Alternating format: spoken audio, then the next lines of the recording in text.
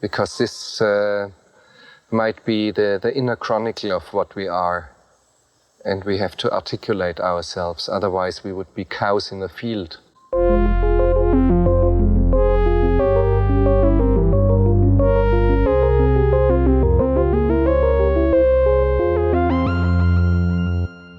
Welcome to Cows in the Field. This is a show in which we discuss philosophical themes in popular films. My name is Justin. I'm Laura.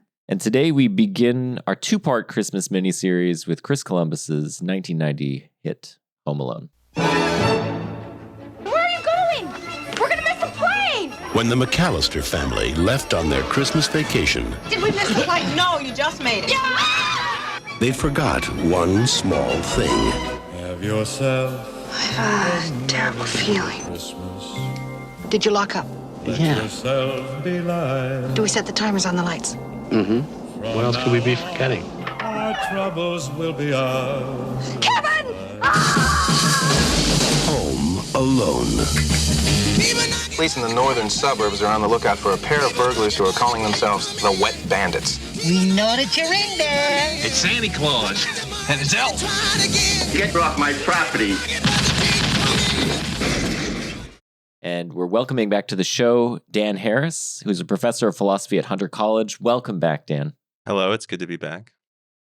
Dan, it's good to have you. And we heard you here last talking about The Master, a movie also about family and That's correct. Christmas. Well, I want to start with this question. What's your history with the movie Home Alone? For example, I mean, I think of people of our age, it sort of, I just remember it always being on. Was it a staple of your childhood?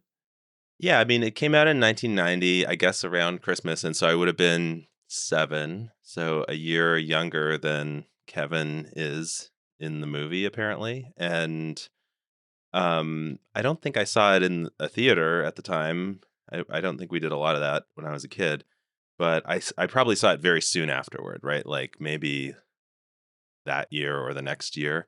And I probably saw it a few more times as a kid. And I was like just totally in the target demographic of this film. I just thought of it the first time I saw it as just like an amazing kind of perfect movie. And thought it was hilarious. Thought it was just sort of totally iconic from the get-go. And then I think when I was an adult, or later on at least, yeah, it was just one of those Christmas movies that would show up on TV kind of over and over again around that time of year. And along with maybe like 3 or 4 other Christmas movies is in the kind of my family's rotation as one of the canonical movies that you watch every year, probably. I see. Yeah. And so like another big one for me was National Lampoon's Christmas Vacation. Although that one is obviously strikes a very different tone. It's more adult, but it's also written by, what's the writer's name? John Hughes. Yeah, John Hughes. It's written by John Hughes within a year of Home Alone, right? They're actually strangely back-to-back Christmas movies by John Hughes. And so I think there's a strangely similar kind of style of humor, although aimed at kids versus adults, going on in both of the movies. And yeah, I don't know. And then since more recently, I have a 6-year-old now, and this is the 3rd year in which, you know, watching Home Alone is just part of what happens in December with my kid. So I was just flying with her back from Thanksgiving stuff yesterday, and she watched it on the plane. I watched it on the plane and sort of tried to take some notes, and then we watched it together again today. And so she's totally into it. Oh. The 3-year-old's not quite there yet, but maybe next year.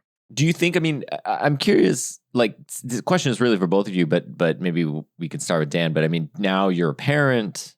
I mean, does the film resonate differently with you now? As like, I imagine you identified with Kevin as a child. Do you now identify with Catherine O'Hara as as a parent? I definitely thought more about the parents' point of view this time. I was thinking like, maybe I should start dressing like the dad. You know? He's got a yeah, you got to go to Kohl's. He's got a great coat. Great coat on Peter. That's true, actually. Yeah. Yeah, I mean, he's just an iconic 90s dad, right? Like in many ways, I feel like this movie just told everyone what the suburban 90s was supposed to look like. Yes. And the sort of like upper middle class suburban 90s. And the dad is an example of that. But then I don't know. Go ahead. Oh, I hadn't thought about National Lampoon in conversation with this movie, but like this is like what the family in National Lampoon is trying to get to so hard, right? He like wants his like promotion and he gets his bonus so he can get the pool. Like he's like trying to claw his way up to McAllister level. Yeah. They're completely in the same cultural milieu too, right? So they're both in suburban Chicago.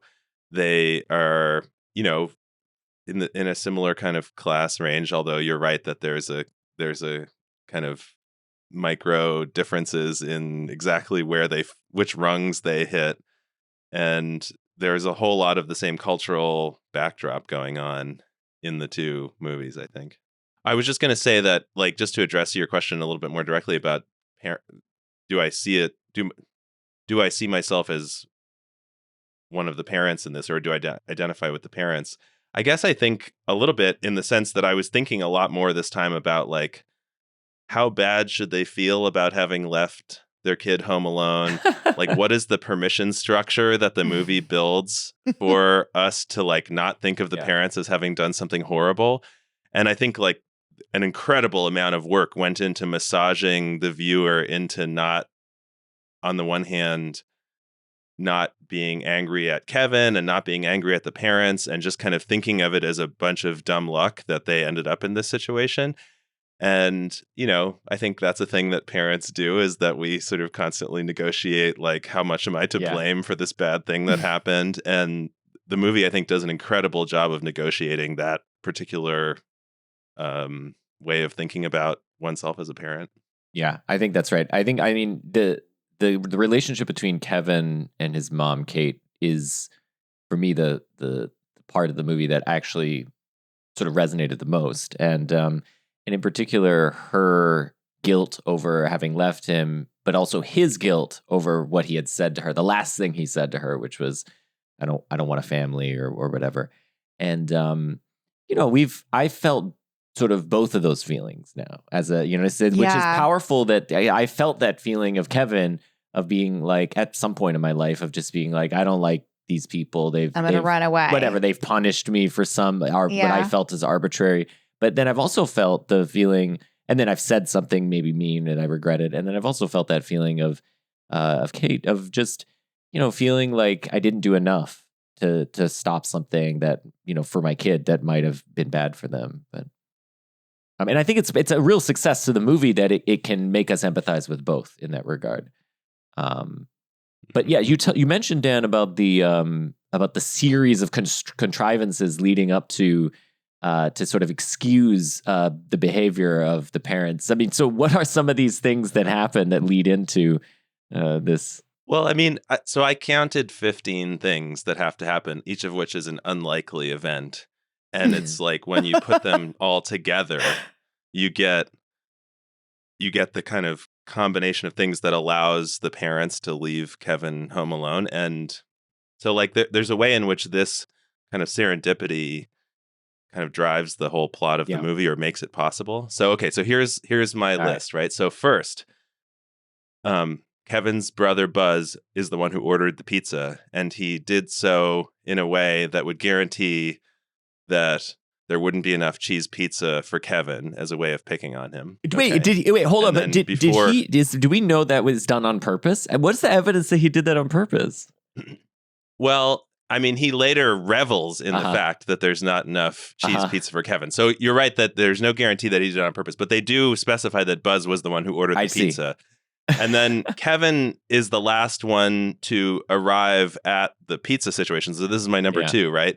Kevin was the last one to arrive at the pizza situation, partly because he was trying to figure out how to pack his bag and didn't know how to do it, right? So that's like this, I think, early symbol of non-autonomy that we get for Kevin, right? That he's like totally baffled by the idea of packing his bag. So he's like the last one to get there, but he's not that far behind everyone else, right? They've just sat down. There aren't very many bites out of the pizza, and he's like looking from box to box. And it's even at that moment he gets to Buzz and is like, "Where's the cheese pizza?" Right? And Buzz at that moment is shoveling the cheese pizza into his mouth. I see. In order to guarantee that Kevin doesn't get any, which means that he only ordered one out of a stack of 10 pizzas, right? That Kevin would deem appropriate. And so I don't know. You have to do a little bit of inference, but I think we can say that this was contrived to piss off Kevin, right? Did anyone order me a plain cheese? Well, yeah, we did. If you want any, somebody's gonna have to barf it all up because it's gone.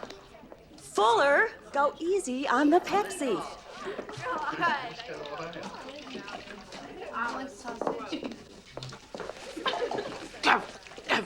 Get a plate.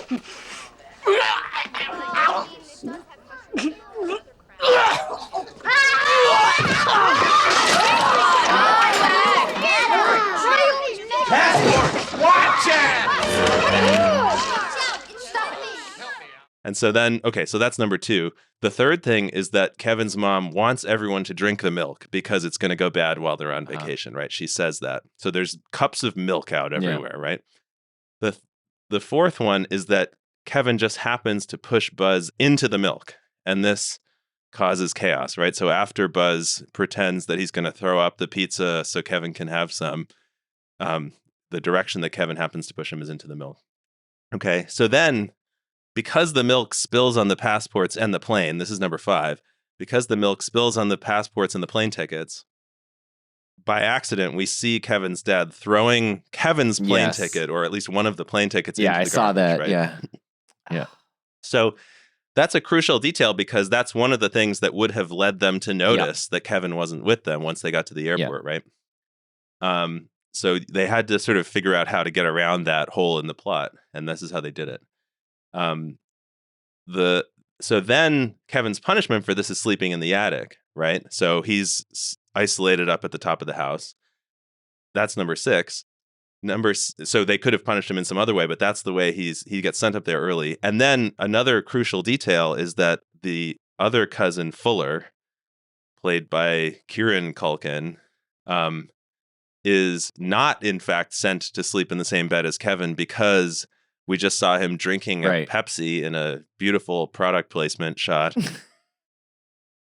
And Kevin has been told earlier by his other siblings or cousins or whatever that Fuller pees the bed. And so in the sort of like one bit of concession that his mom gives him in the moment of punishing him is that she won't send Fuller up to sleep with him. If Fuller had been sent upstairs, there's no way they would have not noticed that 2 kids were missing, right? Okay, so that's number 7. Number 8 is that the storm has to take out the power lines, right? So low probability event, storm takes out power lines, causing the electricity to go out. That's number 8. Number 9 is that everyone sleeps in late and has to rush. So that might not seem like a total coincidence, but if you think about it, there are 15 people sleeping in this house, and they all managed to sleep until 8 a.m. without noticing that they're sleeping in. None of them got up on time. Not a single one, right? Like they wake up at 8 a.m. when the shuttle shows up to ring their doorbell, right? So then they have to rush, and so it's crucial. The rushing is crucial at several stages, right? So then. Also, in addition to that, Kevin sleeps in later than everyone else, right? So he doesn't wake up before they wake up, or even during the kind of like noise of getting ready, right? So that's number 10. Number 11 is that nobody notices at that moment or during any of the process of getting to the airport that Kevin isn't with them. But then the really crazy one, 12, which is hilariously unlikely, but at the same time like a really, really funny moment in the movie, is that the neighbor kid just happens to be in the van rooting around in their luggage at the moment when Heather, Kevin's cousin, is counting the kids. And she does this amazingly thorough job of counting the kids, as she later reveals to the mom, giving the mom great confidence that the count is correct. But she just happened to count the neighbor kid, and nobody notices him slink off and say some annoying stuff on his way out because they're so used to annoying this kid or ignoring this kid because he's so annoying, right? Right. And then, right. So that's 12. And now 13, we've got 2 separate vans driving them to the airport, which means no one is in a position to notice that Kevin isn't with them, right? Oh. So if they're all in I one... didn't think about that. Yeah. Yeah. If they're all in one vehicle, there's no way that they wouldn't have noticed that Kevin's missing, but each parent is in a position to assume that that Kevin's in the other van, right? Everyone can just assume. Yeah. So then they've got to rush through the airport like crazy, which means that they can't find they don't stop to think about who's with them. And then finally, another thing like the vans is that when they get to the plane late, they are told that the parents are in first class, separated from the kids who are in coach. Right. But also the kids have to pick random seats. So none of the kids are sitting together, which means that nobody is in a position to notice that Kevin is not with them, right? So it's an incredible number of things that have to happen, each of which gives you a counterfactual where they would have recognized that Kevin was missing or that the events wouldn't have sort of turned out in this direction. And so, like, I think that this big serendipity is impressive for a couple of reasons. One is that it's like amazingly contrived when you list it all out. It's like the whole sequence of the movie has been designed very carefully to lead to this situation. But also, I think even more importantly, that's the thing that creates this kind of permission structure for the viewers to not be angry at the parents. It's like, look, they did everything right. All kinds of crazy stuff had to happen in order for this to happen. They trusted Heather to do this really thorough count, and she did a good job. You know, she was clearly trustworthy.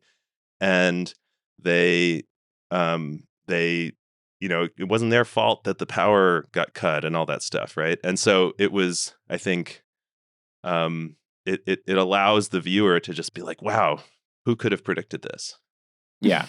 No, that's right. Yeah, I mean, it excuses their behavior in a way which allows us to empathize with them when they are finally then, realize what's happened. And then Catherine O'Hara then goes on this sort of heroic journey back to her son. Yeah. And you can really feel like, you can root for her rather than, I mean, in some ways, I can't even imagine the film where they do it out of negligence. Mm-hmm. I don't know. It's or out of spite or something. Like obviously not out of spite. They can't do that. But out of negligence, it would just feel, I don't know, like it would be somehow like I don't know. It would be like if they were like too drunk or something. I don't know. That would be or hungover. I'm trying to figure out like a way that you could do this, but it wouldn't be the same kind of film. It wouldn't allow for that kind of excusing of their behavior. That's exactly what I mean by the permission structure, right? It's like they needed to design this very carefully to make it work.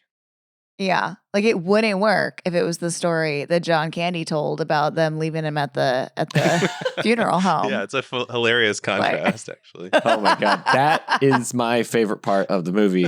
Everything with John Candy was my favorite part. When he comes around 6 to 7 weeks later, he was fine. But when he started talking again, I think you're right. When I was watching this, just started thinking about the permission structure again. I was like, wow, like. They did a pretty good job of making us think that this is even possible that you'd leave a child behind. Because to me, with one kid and our family of 3, that feels completely impossible. But in this situation, I'm like, I get it.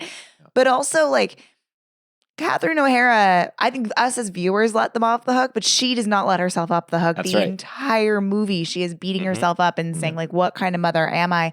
Peter, unconcerned. Like, I mean, he's like, this sucks. But I think she was like, I'm a horrible person. And Uncle Frank is like, yeah. Uncle Frank he's like, you are. I also left if it makes you feel any better, I also left my reading glasses. So. But like when he's just like, terrible thing. This is a terrible thing. But like, he's really just being like, you should just knock out, girl. And like, but like Peter says something like, we didn't forget him. We just miscounted. Yeah. Happens to everybody. That's like, true, he wants to embrace that excuse that Dan is offering him. He's just as calm as the viewer is about it, where he's just like, well, could have left the garage door open. Instead, we left Kevin. What is it? You win some, you lose some. Like he's. Can I just say though, in defense of Peter, I do feel like what I think without the wet bandits, nothing bad would have happened. Yep. I mean, and that's also a freak thing that your home was being 100%. Cased by robbers. 100%. So like, and Peter's also like the cops are there, like they're gonna take care of it. Like You know, like he's probably not worried because he legitimately doesn't have any reason, much reason to be worried. Right, because they like I live in the most privileged, we live in an quiet extremely neighborhood of I mean, it's ironically it's Buzz who points this out, right? He says something like, there are a couple of reasons why nothing bad's going to happen to Kevin. One is that I'm not lucky enough for that to take place, and D is that we live on the safest block in America, right? And I think there that is a crucial little thing to slip in there. I actually think that the parents' approaches represent two really interestingly different kind of like vibes that are available on the menu of parenting options in the United States still, right? So like, there's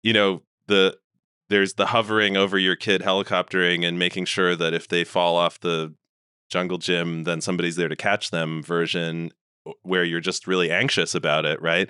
And then there's the version where you're kind of like, whatever, I broke lots of bones when I was a kid. And, and, it's a useful experience if that's what goes down. And I'm going to read my book. And in some ways, like, all of her efforts to get to him, they get to him at the exact same time. There's that funny joke at the end. Like, where he's calm, sort of like, he'll be okay for 3 days. We'll get on the flight we can get on. Like, we've done everything we can. Ends up in the same, with the same effect as hers, except that, like, she's the one, I mean, she's the only one who has an actual relationship with Kevin that we actually see. And she does the repair. She says she's sorry. Exactly. And he just walks in and he's like, hey, how's everything? How's it hanging? You went shopping? That's weird. Yeah. And I think that's important. The film centers their relationship. So it's important to the arc of the film that both her and Kevin feel bad about what they did prior to and because of this, right? And there you could see her trying desperately to get home to him and the sacrifices she makes to do that as an expression of her love for him. Yeah, she feels like it's her way of showing weirdly to the universe, because of course she's not really showing it to Kevin, but to the universe, to herself, that she will do anything for Kevin, that this was an honest mistake. Whereas the father is happy to take the excuse and just get there when he gets there. Mm-hmm. Yeah, I think that's right. I mean, I think that the movie does an amazing job of achieving a balance between these two perspectives.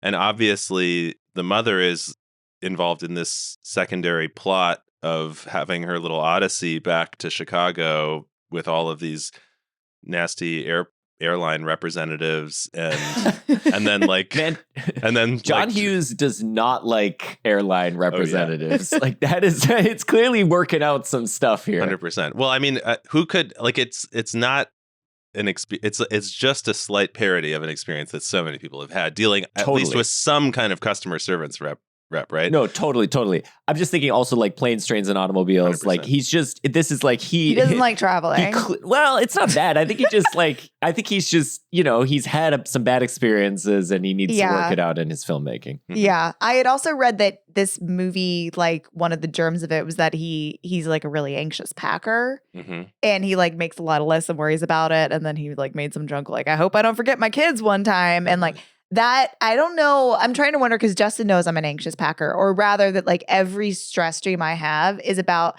how I have to pack really fast for something that I'm late for, or that like, or I forgot a bunch of things that I was trying to pack. It's always involved packing. And I don't know, do you think that's because I watched this movie so many times as a kid, Justin? Or do you think I watched this movie so many times as a kid because I have an anxiety about leaving things behind? Resonated with you because of that. Interesting.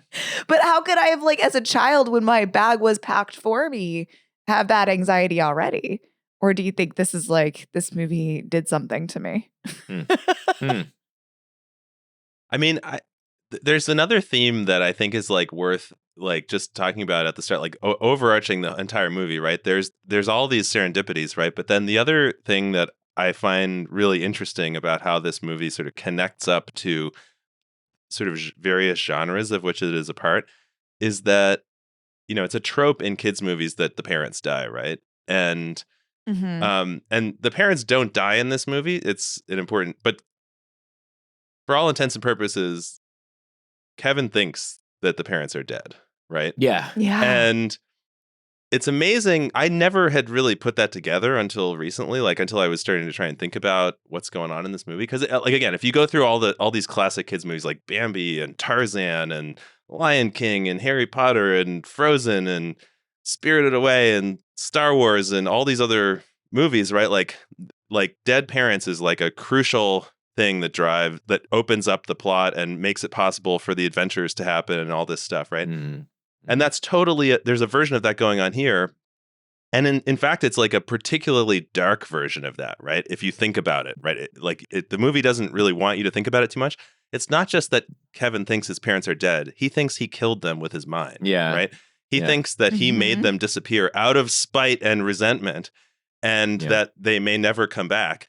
And then his initial reaction to that is not to be like sad and scared. He celebrates, like the sort of emotional high point of the movie in some ways is the sequence of him celebrating the death or the disappearance of his parents, right? He's like, I made my family disappear. And then the second time, after thinking through all the ways they were cruel to him, I made my family disappear. And then it's like he's like partying, right? And so like if you think about that like in that way, it's like extremely grim, right? It's horrible. And the thing that kind of amazes me is that I never really thought of it that way as a kid, or like even again until I was trying to compare it to these other movies. And I think that again the movie sort of distracts us from that grimness in a bunch of different ways, right? So you know, we don't get Kevin ever saying my parents are dead. We get the euphemism disappear, right? But like, and you know, you're not really invited to speculate about what he thinks that means. Like where does he think his parents are? He doesn't seem to really consider that question, and the movie does not pause and ask you to consider it, right? Yeah. And then like there's also this dramatic irony, which is that we know his parents are still alive, and so that automatically lowers the stakes for us. But from Kevin's point of view, like he doesn't know any of that stuff, right? But it gives the viewers permission to kind of like not get too freaked out about or feel too bad about the fact that Kevin murdered his parents or thinks he did, right? We also, you know, there's a kind of permission structure that's built to let us feel that way, right? Like we did get to see his family being really nasty to him first, right? And so you can kind of see how, at least from the mind of a little kid, maybe that would initially seem really exciting. I think the other thing that it's doing is it plays off of the thing that I mentioned earlier, which is like, what child hasn't wished to sort of in a moment of a fit of rage to be free of their parents? Yeah. And it's so when it is literalized for this child, it's sort of just like, oh, I mean, I guess, yeah, I've wanted that. And so you just kind of think abstractly about the thing that you wanted, and it's become literal for him. And it allows you not to think about, well, why did this happen? And, you know, and your role in bringing it about and so on, of which would, of course, if we spend any time thinking about it, is horrifying and would make us feel like Kevin should feel immense and immediate regret and remorse for what he's done, and fear, right? Like yeah, what does fear. How does he think he's going to live his life? You know, and I mean, we get to eventually see a bit of him trying to figure that out, but it's the initial reaction is just like, sweet, I don't have to follow these stupid rules anymore. Right. And well, this is what I think is where the film, the ideology of the film starts to seep in a little bit. And so, what does Kevin do with his time? I mean, you might think like, okay, you know, what do you do as a kid? Now, okay, he eats ice cream, sure. And, you know, but we almost immediately see him shaving, shopping, just being a grown-up. Like he has assumed the role of, and he even says at one point, I'm the man of the house. Like he assumes the role of his father, mother together, right? Like he's doing both the domestic duties around the house and he's protecting the house.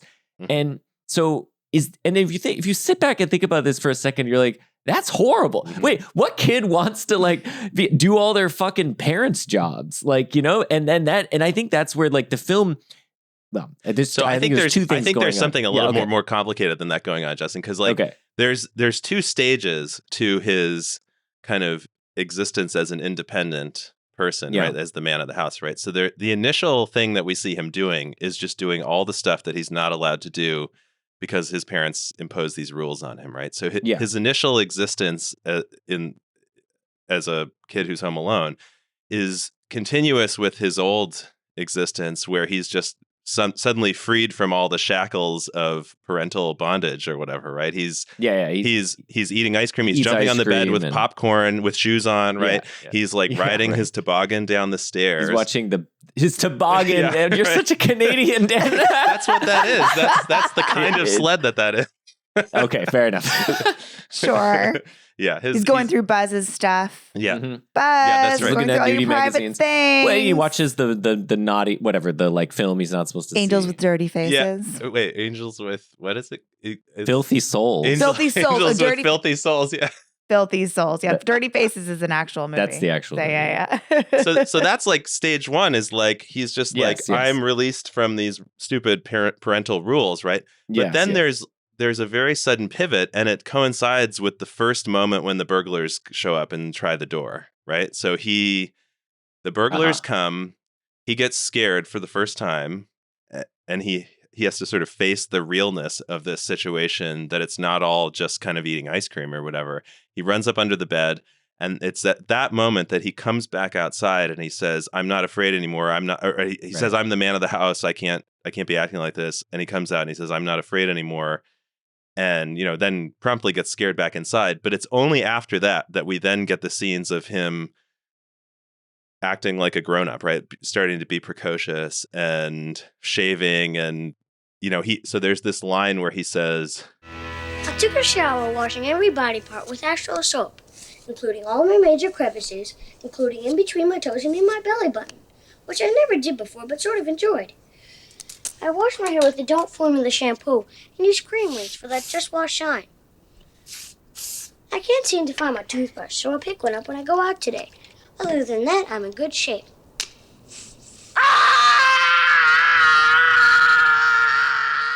I think like there's this pivot that happens when the burglars first show up, where suddenly he's not like, he's kind of gotten tired of the freedom of not having to follow all the parents' coercive rules, because it's like those rules are meaningless now, right? Because the parents aren't here to enforce them anyway.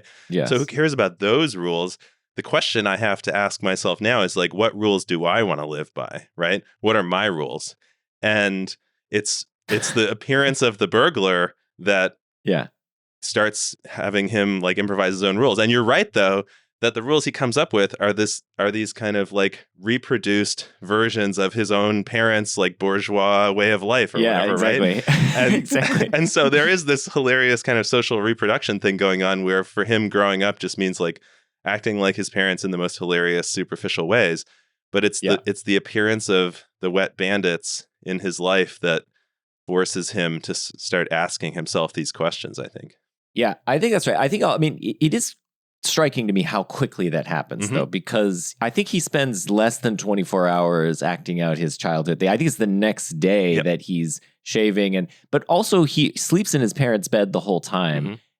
So I do think it is interesting that he assumes the mantle of sort of head of a house almost immediately, and then he has to like defend it and so on. I do think it's interesting that he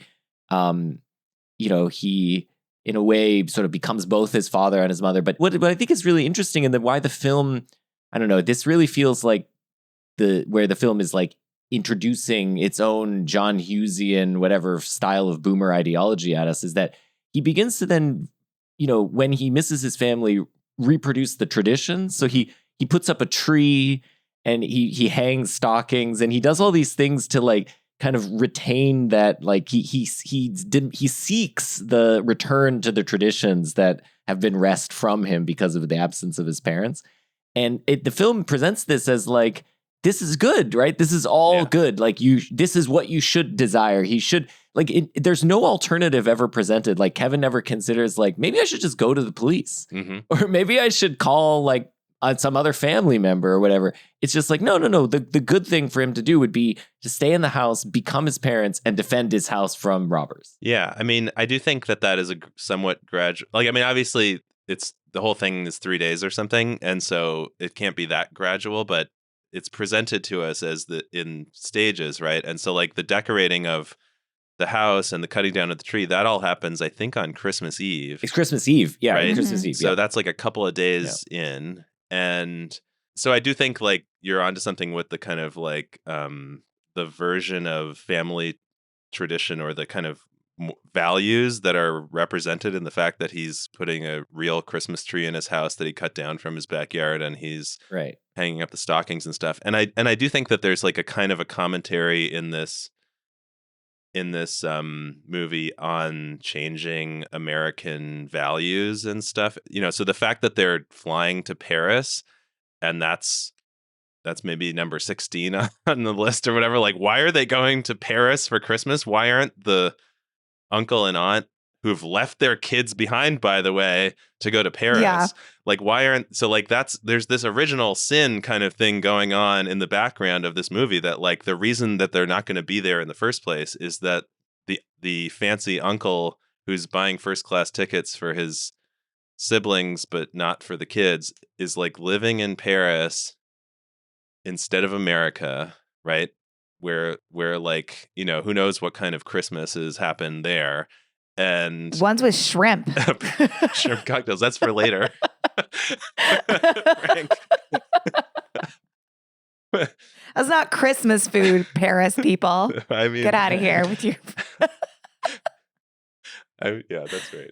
And but so like there's but like the stuff that Kevin is reproducing is not like Paris Christmas. It's like normal American Christmas. Yeah. You know? And so Norman Rockwell Christmas. It's Norman Rockwell. Yeah.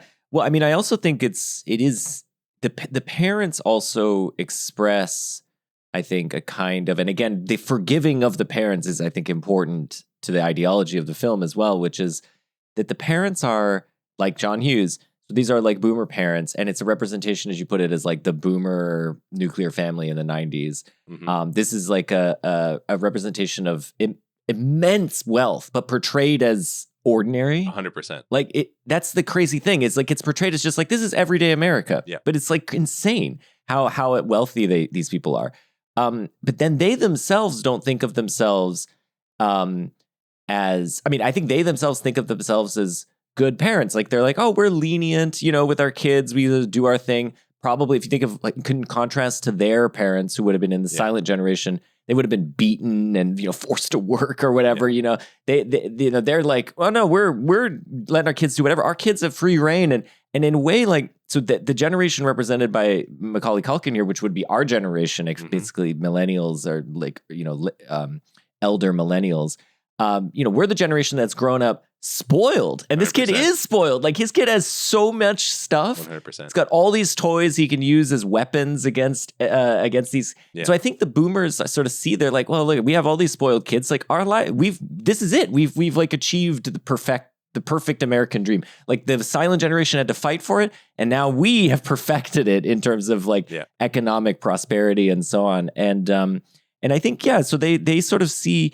And then the film is like, yes, this is true. Yeah, they left him behind, sure. But like, that's just to allow us to have the fun of all the silliness that's going to transpire. And oh, look, Kevin himself, the kid who rejected his parents and was rebelling against them, has come around and is fully embraced everything, that all the material wealth, to the point where he's fending off would-be attackers, right? Who want to claim it. You know, he's fending off the sort of incumbent lower class, right? Who's yeah, exactly. So anyway.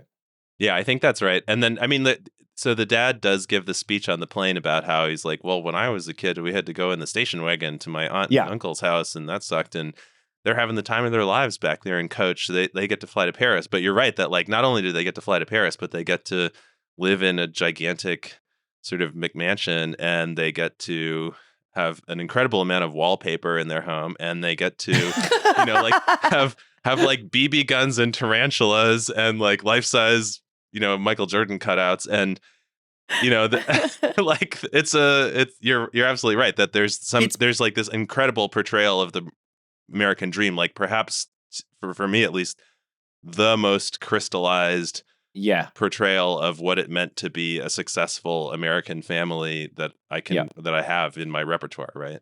Yeah, exactly. This is, I mean, when I thought about when you know, and I finally had enough money to try to buy property, you know, I was like, oh, you know, it was like a house like that You're like, I'm going to buy the McAllister Yeah, exactly. house. You just think of that as normal. That's like the normal thing. And of course, it's so out of reach for our generation and for generations beneath us that like, it's kind of watching this film now, I think it's impossible not to see it through the lens of these people are absurdly wealthy, even though it is portrayed as normal. I think we just can't help but think, wow, this is like almost to us, a kind of unobtainable version of the American dream. And I think that I just find that so interesting that it's portrayed as basically normal. I mean, we talked a little bit about National Lampoon and how the Griswolds are, trying to get to this level. But the Griswolds aren't that far behind. 100%. They have a pretty nice house. And they got enough extra wealth to spend on the biggest light display of all time. That's not cheap. That's true. And he wants a pool. Time. He wants to put in a pool. Anyway, so I do think it's like, I not to say that there's anything wrong with this. I think it's just the way that it's presented as without comment is why I think of it as ideological. It's just presented as sort of normal and standard, and then it creates this expectation of people like us who see it as kids that like, yeah, this is what I will have if I just do the right things. And that's just not true. Yeah, and this movie's too, so I was young when this movie came out, but when Home Alone 2 came out, I think I was right about in that right age and all the ads. Do you remember how much was like how many toys and things were marketed? So what I guess like the talk boy that he has in Home Alone 2, which is like just an audio recorder that can like change the pitch and stuff, didn't exist. It was just a made up toy. But then of course, like Mattel, they made it a toy immediately, Yeah. and I remember all those ads like vividly. The commercialization of the Home Alone series, and you have to get the stuff that he has in order to fight off the burglars from taking his stuff. Yeah, in this one, it's just. It's more sort of mundane, the things that he has. It's like paint cans and stuff. Yeah. It's a lot of like home improvement things. Yeah, it's a lot of like, when you are the Americana family, you spend your time with your family and making your house beautiful. Well, and a bunch of mannequins, I guess. And a lot of mannequins. Yeah, there's a surprise. One wonders what the parents do, and it seems to have something to do with fashion or... Yeah, there's a lot of dress forms down in the basement. I feel like maybe one of the two of them might be doing a little Buffalo Bill stuff. I feel like they've got the mannequins and they're sewing together in the creepy basement. Yeah, in the creepy basement. Yeah. He does laundry so fast. Justin, you haven't done laundry in like 3 weeks. And Kevin McAllister, sorry. I'm a little behind. I like on Thanksgiving, I was like, I'm going to do my laundry. And then a few days later, I was like, oh shit, I still haven't done my laundry. I'm running out of clothes here rapidly. You're out of undies. But I see what this podcast is about. I'm glad to play the role of the counselor in this triad. I'm just saying, like day 2, Kevin McAllister is like, I gotta do laundry. Yeah, Laura was commenting on that. Laura was like, man, he's more responsible than you. I didn't say that, but I was like, surely this boy has clean clothes for another couple of days. This is above and beyond. I mean, I see it as like, it's like part of his general precocious act, right? It's like, does he really need, like, he buys fabric softener too, right? Like, no, like that's like, the reason that it's fabric softener and not detergent is that fabric softener is strictly speaking like not needed for anything ever, right? And so, so like the superfluousness of it is kind of the point, I think, right? It's like or like aftershave, like come on, that's like like they get 2 shots of him screaming to the aftershave in because they knew it was. I forgot they do it twice. It's like they have already made Home Alone 2 and they put it into Home Alone 1, right? Yeah, exactly. but like screaming, like aftershave is again, it's like the superfluousness of it is part of what makes it so funny, right? It's like, it's the fact that there's just absolutely no function to this for Kevin.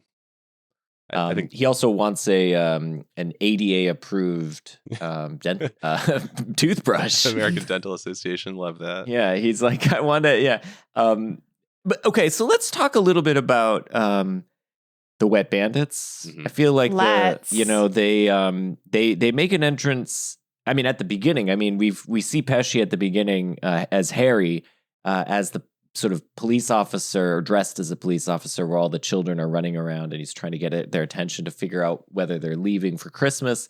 He has a signature golden tooth, which glimmers in the light, and that becomes his sort of calling card for Kevin. I think it's kind of brilliant having someone like Joe Pesci in 1990. I mean, this is same year as Goodfellas, right? And playing, in Goodfellas, playing a character who there's a whole scene in Goodfellas where him, just becoming serious is terrifying. Yeah. Like funny how, it's just absolutely terrifying. And then in this, playing sort of it's just like 1 degree removed from that. It's like he turned the dial slightly. It's the same thing, but he just turned it slightly, and it's somehow hilarious. I know. There's a moment where Marv's like, "Oh, open up, kid! It's Santy and his elf," and looks at Joe Pesci, and Joe Pesci's like, "Ha!" And I was like, "Oh no!" Like I think as I watched Goodfellas, I was like, "Don't! He's gonna kill you. Yeah, he's gonna knife you." Don't call him an elf. So like, again, I just think that there are all these amazing balancing acts that were achieved in this movie. Like, again, with the we talked about the sort of permission structure before, and the introducing the grim dead parents scenario for Kevin, but without getting you to think about it too much. And again, I just think like the balance they strike between these guys being genuinely scary and dangerous on the one hand, and also being funny and not so threatening that it's like terrifying on the other hand is incredible, right? Like, it's amazing that they managed to communicate both of those things to the viewer in a way that puts you into this state of mind where you're kind of just like, I'm going to be entertained now. And there are stakes to this situation because these guys are seriously bad people. But on the other hand, like, I'm not going to be scared for like, I'm not going to, like, my 6-year-old isn't totally losing her shit watching it, right? Yeah. I think part of that is I mean, obviously Pesci is playing it for laughs, but then Marv, Daniel Stern's character, is so silly and irreverent. I mean, I feel like whereas Pesci is trying to, Harry that is trying to get a lot of money. When he rattles off the list of things that are in the house, it's always like jewels and stuff. And then Marv says toys. Yeah. Like snow globes. He wants stupid stuff. And I think and then, of course, his signature Wet Bandit thing is funny. I think there's that part of that is playing it up like they're kind of cartoonish, and especially Marv in that there's really nothing threatening about Marv. I feel like Pesci is threatening just because he, even though he's small, there's this like he might snap, as you put it, Laura. Like he might just go, he's laughing, but he might kill you the next moment. And I think Daniel Stern is so kind of goofy and like he's having too much lighthearted. fun. He's having a lot of fun, and I think that really helps. Yeah, I agree with that. But then at the same time, like if you take a step back and think about what he's having fun doing, it's horrible, right? Like not only are they robbing people, and like you could make some kind of like class war type argument for that, maybe where it's kind of like you could empathize with them, but like the whole Wet Bandits aspect of it, where he's flooding their homes in this completely gratuitous way. To the point where Harry is pointing out that it is a self-destructive thing to do because it links them together and makes it a worse crime that they're committing. But like that's like a seriously the moment cruel when Kevin thing walks into the house across the street and the whole basement is flooded. You're like, oh my god, they're destroying these houses in addition to robbing them, and it's just completely gratuitous, harm that they're causing people. Right. The moment when Kevin walks into the basement of the house across the street. When he leads them there, and he is walking. They used basically an old swimming pool for that scene, to flood it. And you're like, oh my gosh, their whole basement is underwater. Like this is nuts. Because it's just been running for 3 days now, right? Yeah, it's horrible. It's a completely destructive. Yeah. Yeah, and so I mean, I think in general, like another big picture kind of theme that I find interesting in the movie is the way in which, so like a thing that. So there are incredible acts of violence committed in this movie, right? Like this is a thing. There's like a genre of like internet article about Home Alone where they point out like how many times Harry and Marv would have died in real life if they had had all of these things inflicted on them, right? Like paint cans to the head and like falling when he cuts the rope and stuff.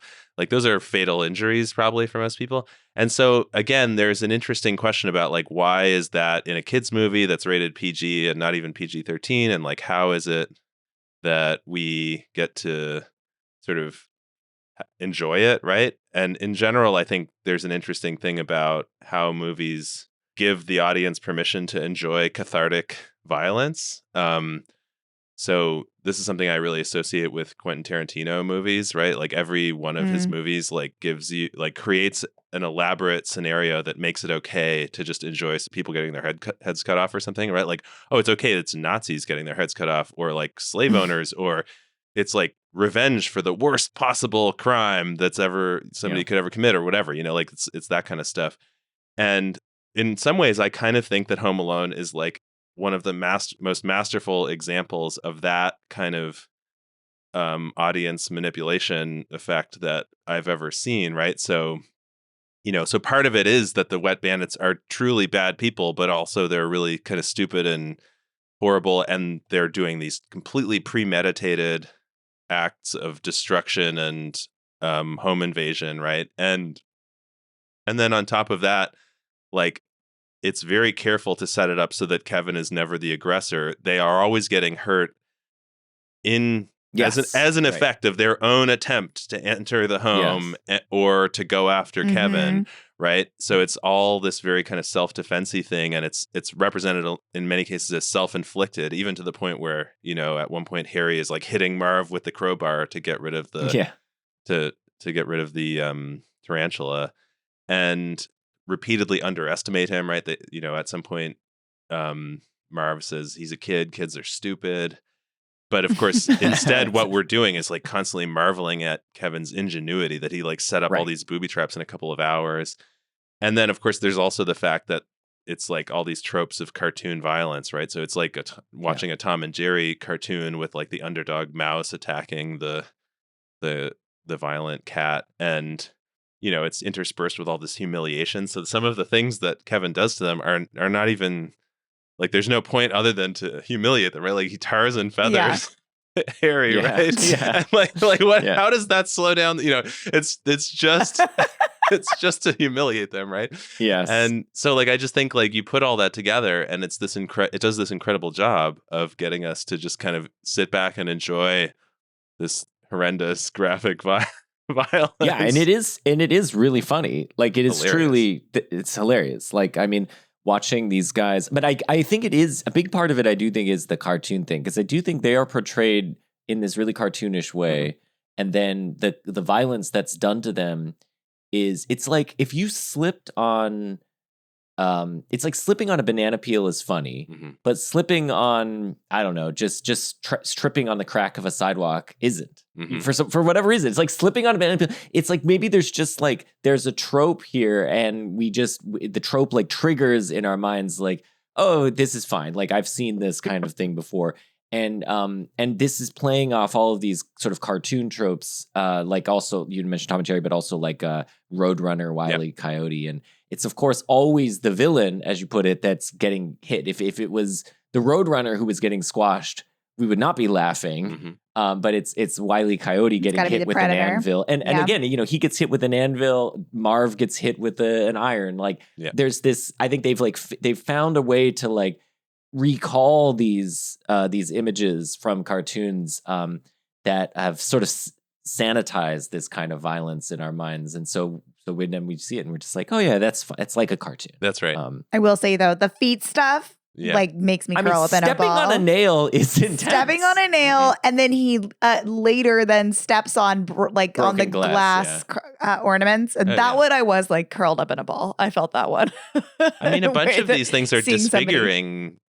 You know, right? Like it's like like Harry's never gonna have hair on the top of it. Like his whole the whole top of his head is gonna be scar tissue from here on out, right? And his hand, like he's branded, you know, like he's branded with an M for McAllister, you know, like that. I know, like that's like really grotesque. That's interesting. So he's branded with, because M, that recalls the Fritz Lang film M, where they would mark the murderer with an M. Oh, so, yeah, that's funny. I was just thinking about. So I'll just I'm sorry that I told everybody about your laundry habits, Justin. And I will now also just admit that like I grew up in a neighborhood not unlike Kevin McAllister's. Mm-hmm. So I didn't give it a second thought. Maybe not just because that was like what popular culture like told me Americana looked like, but like what my neighborhood looked like in Dallas. And the neighbors across my street built this huge mansion when I was growing up that had big gates, and they put their initials into like their last name started with A. I won't say their name, but like it had a huge double A, and it would like open up. It was one of those automatic ones, like "Welcome to our estate." So anyway, I thought that always makes me think. The M on the doorknob makes me think of the initials on the gates. Pretty ostentatious. I mean, there's just something so like weird and symbolic about burning it into the guy's hand, right? So it's like him reaching for the doorknob to try and go in is the moment at which it's like, okay, not only is he going to be humiliated and put in jail and all this stuff, but he's going to have this like permanent reminder on his body of like that it was McAllister who did it. McAllister who did it. It's got to come up in 2. I'm sure it does. They show his hand at some point. Probably. I don't remember. Did you guys? Is 2 also a repeat view for you? I mean, I've seen it lots of times. Una, my daughter, usually wants to watch it immediately. Like tonight, as soon as we finished watching Home Alone, she was like, "Can we watch Home Alone 2? Like, here comes could we like watch it quick or something?" I was like, "That's not how movies work." 1.5 speed. Yeah, I offered that and she laughed, but we'll probably watch it. That's how the youths do it. But I guess I just think like it's one of the most obvious cases in the history of sequels of like this made money, and if we just do the same thing again in a different setting, it will still be funny and people will pay money to see it. And so like it's still a pretty good movie, but it is like so unbelievably the same movie made a second time that it doesn't have any of the magic. And of course, there's also like, Justin, you were talking earlier about this, or we were talking about the kind of primordial defending your own home. I'm the man of the house. I'm going to defend the home thing. And you take that out of the second one, and it's just kind of like there's a lot of really deep stuff that's missing that makes it not work as well, I think. But, I still think it's a pretty fun movie. Did you have a favorite of the trap/injuries that is perpetuated on the Wet Bandits? Good question. I mean, it's the cumulative effect of all of it that really, it's the sheer amount of damage. I like the glue on the face. Is that like fly paper or something? Yeah. Glue on the face and then feathers because it has no purpose. That makes me laugh. think what he does is he puts glue or something on a saran wrap that he walks into it and then gets feathers blown on him. And it doesn't slow him down whatsoever, except for the conversation they have to have when Marv says, "Why are you dressed like a chicken?" I think my favorite is when the blowtorch thing. So for 2 reasons. One is that, I mean, just Pesci's face during the blowtorch is hilarious. And then the second thing is just like how absurd this is. Like why would this be an actual deterrent? I mean, sure, it is blowing flames or whatever, but why would anyone stop immediately for 3 seconds while the flame's on his head? Laura found this that how they did this, and what is it called? It's called. Did you find out what it was called? It's a special technique. It's like an early use of. It's like an old filmmaking technique where they put like a piece of glass at a 45-degree angle, which reflects the flame on the other side. Yeah. So it looks like it's on his head because it looks really good. It looks really good. Yeah. It looks so there's like real. a painted black mannequin behind him. Then they got the angle. No, on the other side. It's like 45 degrees. So they're like here and here. And then there's a piece of glass in between, and it reflects the light of the flame that's going on one side. So, I appreciate the ingenuity really cool. and the Rube Goldberg things that the filmmakers have to do in order to make the Rube Goldberg traps that Macaulay Culkin has work. Sure. Like it's all fun because there's no CGI in this movie. I don't think at all. Yeah, I don't know. I mean, they just put that tarantula on that guy's face. Yeah. They just did it. I mean, I think that like the blowtorch thing is one of the paradigmatic examples of like cartoonish violence, right? Because the fact that he stops for 3 seconds while the thing gives him a 3rd-degree burn on the top of his head is like, it's reminiscent of the Wile E. Coyote like running off the edge of a cliff and not noticing at first that he's like floating in midair, right? And and so like that one, and I mean, I guess I think also the thing where they climb out onto the rope and he and there's like a couple of seconds of recognition of what they're about to experience before Kevin managed to cut it. But I do think that there's also just like in cartoons, those things happen, and then like you're right on to the next scene, and everybody doesn't have any scars on their body and stuff. Right. But the difference here is that again, these guys are disfigured, right? So there's this cartoonish thing happens to Harry, but then we see him outside sticking his head in the snow and like touching the top of his head, and he has like a very realistic looking like severe burn on his head. And same with. Although it still is kind of funny though. I mean, he's got like he's burned in the whatever that the monk haircut. What is that called? Friar tuck. Yeah, totally. I mean, I think like the Foley is also like so like. Yeah. Oh yeah, when he puts the hair out, and he seems so relieved, as if you wouldn't be in pain anymore once you stick your head in the snow, as opposed to just like completely throwing up and passing out and stuff. Yeah, it's incredible. Dead kid.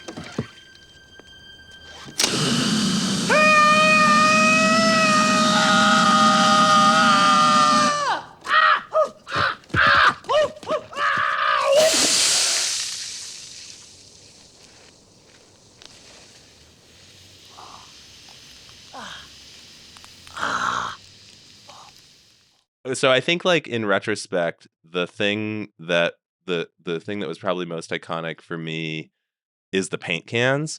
So I think because there's two of them, and like the second one, he not only gets hit in the front with the paint can, but he gets hit in the back by the other paint can. and the fact that there's again it's all very cartoonish because the fact that they both fall for it, and there's something about the idea like that. That one feels in some ways more realistic, that Kevin could have rigged this thing up than some of the other ones. And, but again, it also, you can imagine how bad it would feel, right? I think it would immediately give you a concussion, and then you would, if not just knock you out completely, and shatter your skull. Yeah, I think it's very likely that it would kill you. And then I mean the fact that he loses his gold tooth there, which again, like so the callback where we get at the end, the dad finds the gold tooth, and that's the one part of the movie where I'm like, this is not realistic. Kevin somehow cleaned up all this other stuff, right? There's no like glue on the rug from that like sheet of saran wrap. Apparently that I guess he didn't clean up Buzz's room, but otherwise the house is pristine. Fuck the that next guy. morning, right? Like it's right, and like somehow the police have not contacted his parents, and like the neighbor, so they don't ever find out about any of this, and there's a lot that's done to make that not completely nuts. But then the fact that he was able to clean up but still didn't find the gold tooth, to me, is like one of the most completely ridiculous parts in the movie. Fair enough. Yeah, fair enough. I mean, there was this other thing that we haven't talked about yet, which is the sort of parallel relationships with Old Man Marley and Kevin, that apparently I was doing a little internet sleuthing and found out that was Chris Columbus's edition. So he added the Old Man Marley character and to sort of have that moment at the end where Kevin sees Marley sort of reuniting with his family too, and then so really bringing out and making as explicit as possible the kind of theme of Christmas is this time to set aside your differences and be with family and be with your loved ones, and that it's that I think it is. I actually think that's, to me, that stuff as a kid I never really I never was really tracking any of that. But I sort of think it was, to your point about how the film is really good at sort of keeping us on the side of the character it wants us to be on the side of, and rooting against the characters it wants us to root against. I mean, Marley is this good example of how it has us rooting against him at the beginning, and then very quickly rooting for him as he reveals in that church scene to Kevin how he has his own fears about reaching out to his estranged son. But yeah, do you have thoughts about Old Man Marley besides that now I feel like Old Man Marley these days? But. I mean, I think like a couple of things. Like one is that there's, as you were saying, like the fact that Kevin evolves from not trusting him to trusting him is part of like a bigger theme in the movie about like who, like as Kevin goes from being this totally helpless kid to being this kind of precocious adult substitute or whatever. There's all kinds of really interesting stuff in here about like how he has to like learn who's trustworthy and who's not, right? So like and so like, there's a way in which we're taught like you can't always trust your family, but they'll sort of come through in the end. But then there are all these institutions that are represented in the movie as like so completely hapless and untrustworthy, right? So like the police are just like, totally incompetent. They're allowing burglars to go around impersonating them to case people's homes, And then when you finally call them, there's like literally a piece of donut stuck to the phone while they're talking to you, right? And I know. And they're just like running through a script as like the phone company would or whatever. And then the phone company itself is like the phone, like the phone lines are totally not, you can't trust the infrastructure, right? The airlines as like representatives of corporate America are just like completely useless and kind of faceless and nasty and they're incapable of empathy because they have corporate procedures. And like the bourgeois neighbors are all kind of like gone away for their kind of anti-Christmases in Florida and Montreal and the McAllisters are in Paris. And like the security systems that everybody has installed are like so predictable that they're useless. Like the burglars are like have figured out the timing of them every night, And then Santa Claus turns out like is just the most hilariously transparent like loser guy who's like the car won't start and he's giving Kevin Tic Tacs and stuff.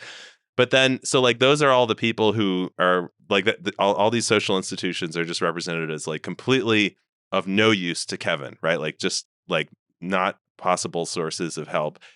But then the one place where he can really turn for sort of help in the end is the kind of like neighbor who's not represented as like a fancy sort of, but it's like the one who's like, kind of sad and goes around salting the sidewalks and like cares about his neighborhood out of like pure, like he's not getting any credit for it. The local kids are just making fun of him.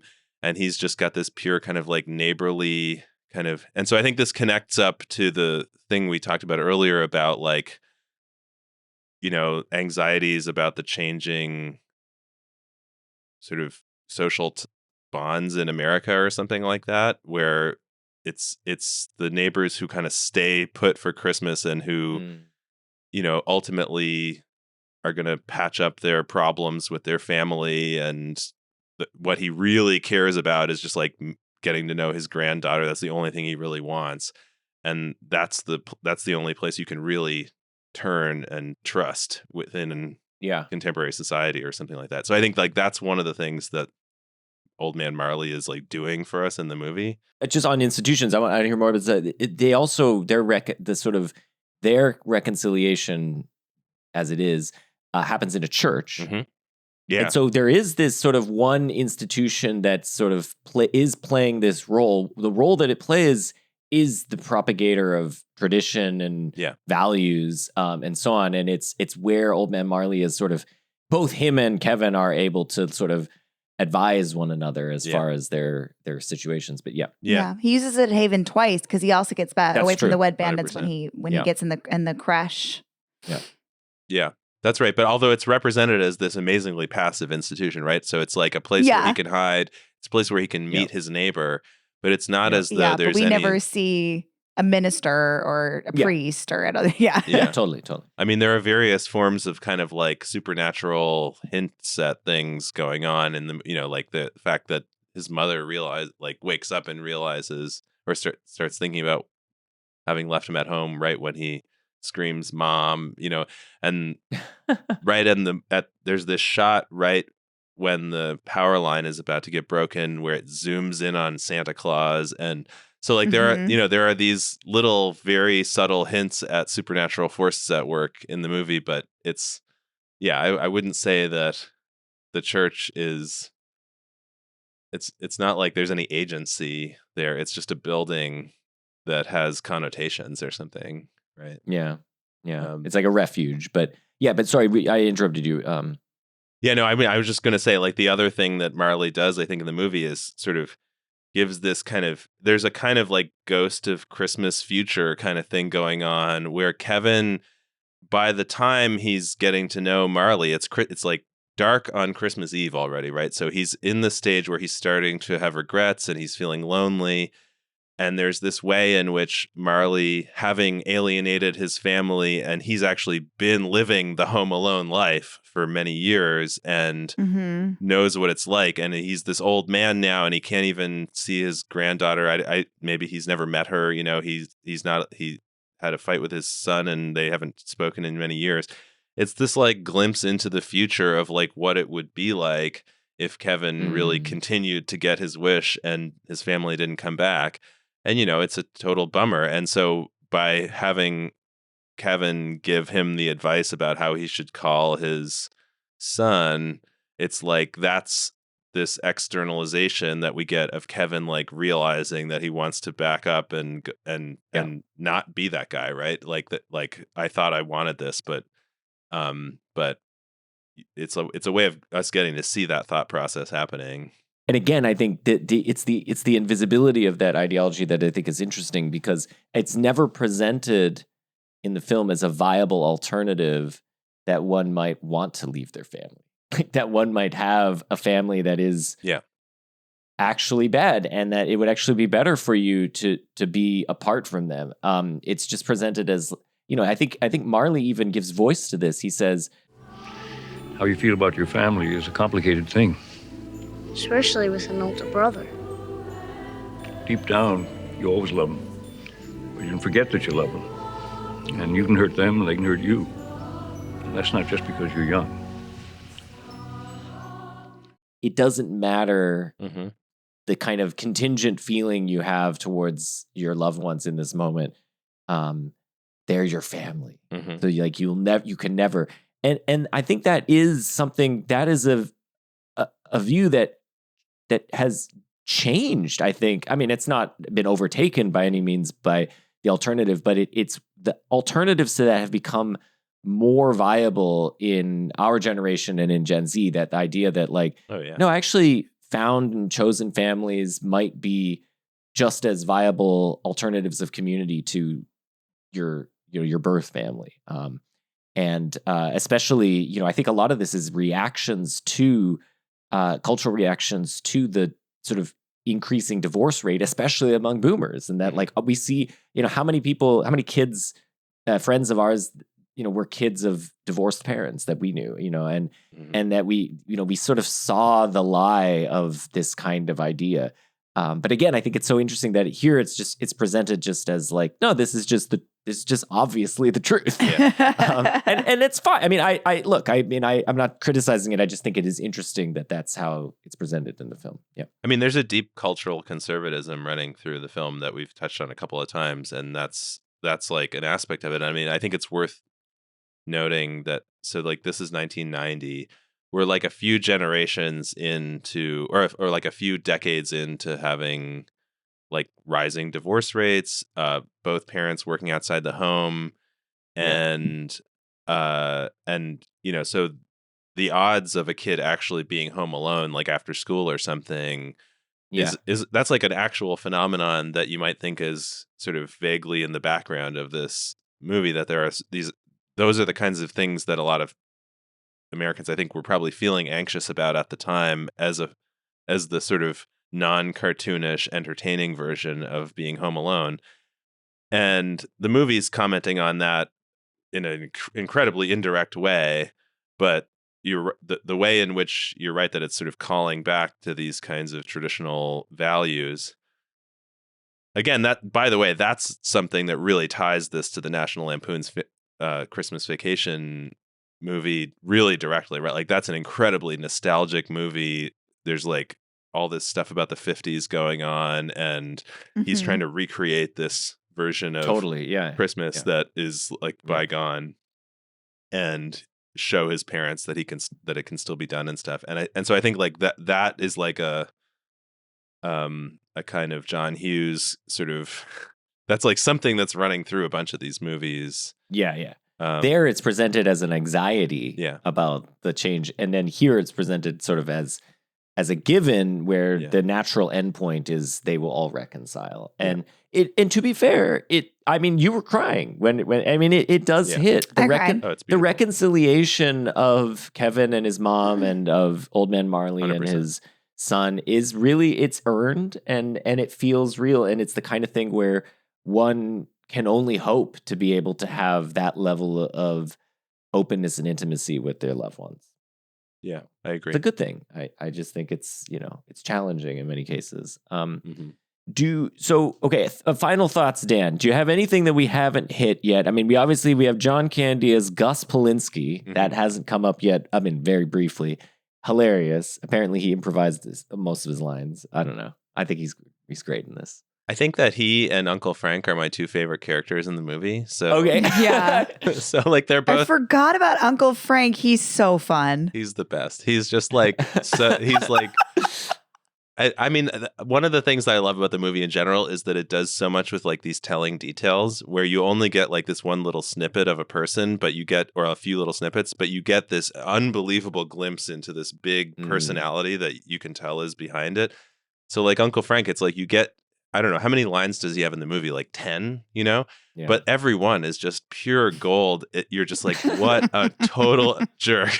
Like this guy sucks so bad. And yet like you can see that his brother, Kevin's dad, is just so patient with him. So there's this moment where they come out of the house and Uncle Frank is just so pessimistic. He's like, we're never going to make this flight. It's 45 minutes from now. And his brother, is like, oh, don't be so pessimistic. We still have a chance. And he's like, you be optimistic. I'll be realistic or something like that. And, it's just like, you can just tell this is a person who is dragging down every situation. And he's involved in making it awkward and weird. He's like eating the shrimp cocktail that he's not supposed to eat. And he's like trying to get his wife to steal the crystal on the first class. He's like immediately demanding champagne before he's even sat in his seat. And he's also checking that it's free. Fill it up. Yeah, he's checking that it's free. Fill it up, Or like a really great moment is when he's like, so nobody wants to, like, he doesn't want to pay for the pizza. He's like, my brother will take care of that. This is his house. And then at some point, his wife is like, Frank, you have money. You can pay for the pizza. And he's like, traveler's checks. And then we hear Kevin's dad mutter, you probably got the kind of traveler's checks that don't work in France. Just like thrown in there. It's like such a throwaway line. I didn't even hear that. That's so funny. It's just like so completely like piped in from the background. But it's like you can tell that they are just like lovingly exasperated with him like at all times. But then I do think that one of the most shocking moments in the movie is when Uncle Frank shouts at Kevin, look what you did, you little jerk. Yeah. And then Kevin looks around at everybody. Like that's the climactic moment of like demonstrating the indignities of childhood to us, right? Yeah. But then the most amazing thing is that in that moment, Kevin looks around and everyone's just kind of nodding. Even his parents. Like, can you imagine letting some random relative talk to your kid like that? There's nothing there's no amount of chaos that my kids could cause that I would like let my brother say that. Right? And so there is like, I think Frank is like a really weird and interesting character in the movie because that is the moment in which he is actually involved the most. But every other snippet we get of him just makes him seem so annoying, right? Mm-hmm. Yeah, I think it's like the mom's siding with Frank that's like the ultimate straw 100%. for Kevin because like I think he gets that crap from them from his whole family all day long, but it's like that rupture of their relationship that needs to get repaired. Totally. That's like the thing that like really pushes him over the edge. I was feeling that. I don't know. Like I spend a lot of time with my son and sometimes we get in fights and then sometimes we have to fix it. But and it's like, what is it that he calls her on his way up to the attic? What's the name that he calls her? I think he just says like, I hope I never see you again in my whole life. So he says, like she said, I don't want to see you until tomorrow, she said. And he says, I hope I don't want to see you ever again. He says that, but then right before that, he calls her a name and he says, I am upstairs, dummy. And so that's another moment where like that. So of all of the whole movie, that was the moment at which my 6-year-old sort of gasped and was like, he called his mom dummy. Oh, yeah. Like that was the moment when he sort of went beyond any kind of norm she could imagine acting upon her. And so like, I think like those are the two really shocking lines for me, is like Uncle Frank saying, look what you did, you little jerk, and nobody sort of standing up for Kevin, and then Kevin calling his mom dummy. And like that's not played as the climactic moment. There's that big speech that you mentioned after that about like, or the back and forth between them where they're like, yeah, maybe you'll get your wish, you know, to not have a family anymore. And he's like, that's exactly what I want. But like, anyway, there's a lot of really ugly stuff going on in that moment, I think. That's sort of realistic, but also horrible. But yeah, so that's one favorite character. And yeah, Gus Polinski has got to be the other. I mean, he's just there. Like I think he's doing a couple of things, right? Like one is that he's there for comic relief, right? So the mom could be at this moment just like, in order to have us spend time with the mom at this moment, there needs to be some way to lighten things up because she's in a dark place. She's been in like 6 airports or something, and like she's having some kind of odyssey. And like I almost wondered whether like there's an actual character from the Odyssey that Gus is supposed to be a stand-in for here, but like I couldn't quite figure that out. But like he's just like making like one liner after another. I love the line where he starts like doing lyrics and song titles, and after like a very long time, she's like, "Oh, these are songs." Come on, that's so funny, right? And then like she accepts the ride from them, and he's like, "Oh, if you don't mind going with some polka bums," and it's like I love the again, it's like this tiny little window into this culture that like feels very like a real thing, but it's so silly. But then the other thing that he does, we talked about it before, is that he's got this story about leaving his kid at the funeral parlor. And that is this contrasting thing where it's like, he doesn't give us any of the explanation of like all the serendipity that led him to do that. He's just like, we left him at a funeral parlor in a room with a dead body, and we didn't realize that we had done it until evening. But it's like, there's no attempt to explain how this could possibly have happened. And I think that's there to kind of as this perfect contrast case where, we've got, here's what the actual negligent version of this would look like. But I did leave one at a funeral parlor once. Yeah, it was terrible too. I was all distraught and everything. The wife and I, we left the little tyke there in the funeral parlor all day. We went back at night when we came to our senses, and there he was. Apparently, he was there alone all day with a corpse. Now, he was okay, after 6-7 weeks. And I came around, started talking again. But he's okay. They get over it. Kids are resilient like that. Maybe we shouldn't talk about this. You brought it up. I was just, trying to cheer you up. Sorry, I did. Yeah, I do also like when she's like, this isn't helping. He's like, I was just trying to cheer you up. He was like, you started this conversation. You brought it up. Yeah, he puts it back on her. She did. She was like, have you ever done anything like this? And he was like, yes. And then she was like, stop talking. Oh my God. My God. The jacket that he's wearing, by the way, it's like these like satin jackets with like a spilling beer stein on the patch on it. I've looked those up before, and you can like, people make them, and I have to say, like, I feel like that's a top 5 piece of movie memorabilia. I feel like I think Dan is putting in his wish list right now for Christmas. Yes. I also feel like that is like the peak of Brooklyn hipster fashion, is to have one of those whatever shiny zip ups with the beer stein. Dan, thank you so much for coming back on the show. It's been too long. I think because it was a few years ago that we did The Master. And for suggesting Home Alone, so we got to do the Christmas episode. Thank you so much. I loved Home Alone as a kid, and I didn't think we would get it on the podcast. I didn't think Justin would allow it. Look at that, Laura. Thank you, Dan. So delighted that you suggested so delighted. it. Wait, why? I don't understand this. So this seems like it would be the sort of thing that would be up your alley, Justin. Can you just explain yourself a little bit?